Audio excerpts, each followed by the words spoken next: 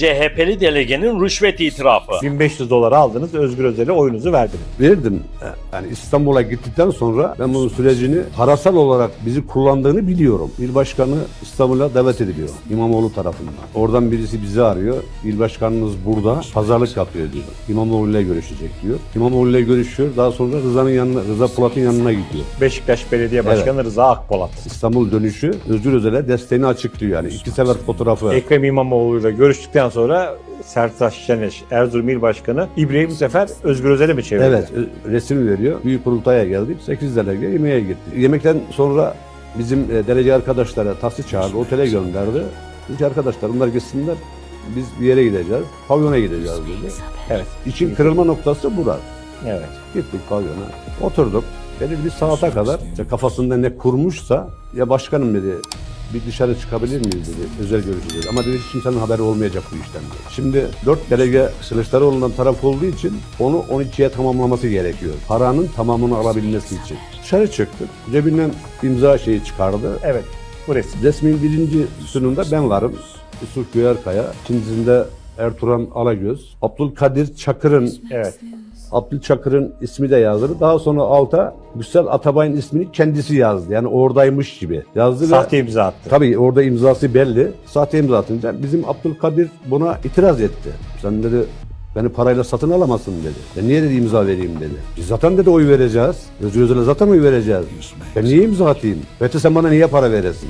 Bunun bir karşılığı olması lazım. Ama ben konuyu biliyorum. Oy vermeyen 4 delegenin yerine bize imza attırıp yani Erzurum delegeler 12 tanesi size oy verecek. O zaman da paranın tamamını alacağım. Çıkardı cebinden bana 1000 dolar verdi. Daha sonra çıkardı bir 500 dolar daha verdi. Yani 1500 dolar almış oldum o zaman. Ertuğrul Aragöz'e 1500 dolar verdi. Cebine koydu. Abdülkadir Çakır almadı parayı. Almayınca orada atmış olduğumuz imzaları hemen Şaban Sevinç'e o saatte gönderdi. Hemen akabinde paylaştı. Yani aynı dakika paylaşımını kayda aldım ben.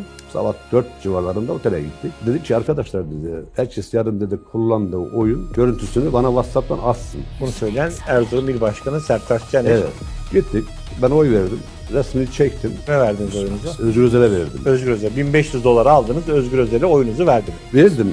Yani İstanbul'a gittikten sonra ben bunun sürecini parasal olarak bizi kullandığını biliyorum. Bu para karşılığında bizleri pazarlarını da yani resmen Siz pazarladı. 1500 dolar aldınız ama asıl büyük parayı Erzurum İl Başkanı Sertaç Eş aldı. Parayı tam net olarak görmedim ama 300 bin dolar aldığını. 300 bin dolar bugün kaç lira yapıyor? 12 milyon lira para yapıyor.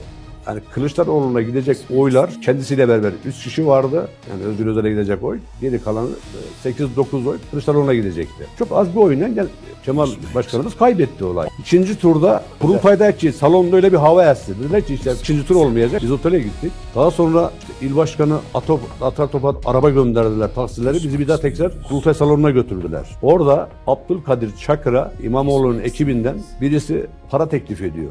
250 bin lira. Oyunu ver diyor. Resmini çek getir parayı alacaksın. Bana telefon açıldı. Yunus Siner'e söyle. Oyunu kullansın. Hesabına 150 bin lira para yatıracağız. İkinci turda bile para savaşı yaşandı. Bir üst kurul delegesi, mevcut ilçe başkanı açık ifade veriyor. Yani kurultayda şaibe olduğunu söylüyor. Parayı da savcıya teslim ettiğini söylüyor. Siz hala diyorsunuz ki kurultayda şaibe yok.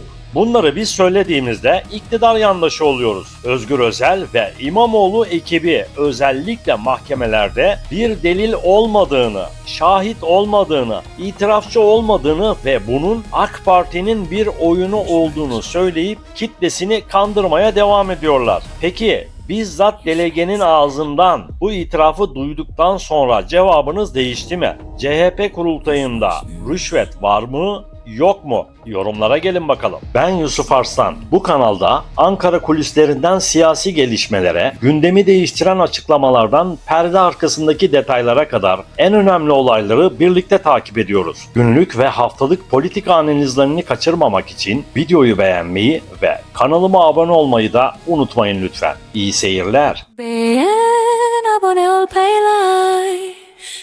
Da da da da da da da. Dum dum dum dum dum dum dum dum dum dum dum.